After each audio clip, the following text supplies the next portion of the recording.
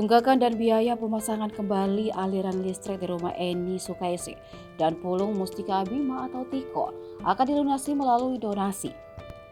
Hal itu disampaikan Ketua RT Kelurahan Jatinegara Nolves Haristeja ketika dikonfirmasi Minggu 8 Januari 2023.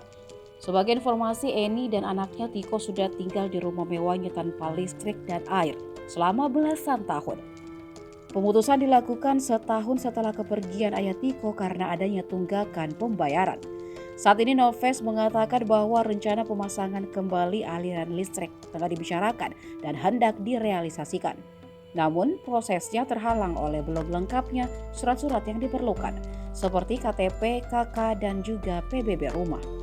Terkait dengan pembiayaan tagihan listrik nantinya usai aliran dipasang kembali, ia menuturkan ada seseorang yang membantu. Namun Nolves tidak mengkonfirmasi sampai kapan orang itu akan menanggung biaya pemakaian listrik di rumah Eni dan Tiko. Adapun Eni diduga mengalami depresi sejak berpisah dan ditinggal oleh suaminya pada 2010 lalu. Sejak saat itu Tiko merawat sang ibu seorang diri. Eni selalu menolak jika ada tetangga yang menawarkan uluran tangan.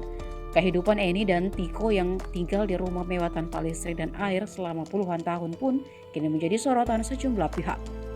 Pemerintah daerah akhirnya turun tangan membantu dua penghuni rumah terbengkalai itu. Eni yang diduga depresi dievakuasi untuk mendapatkan penanganan medis.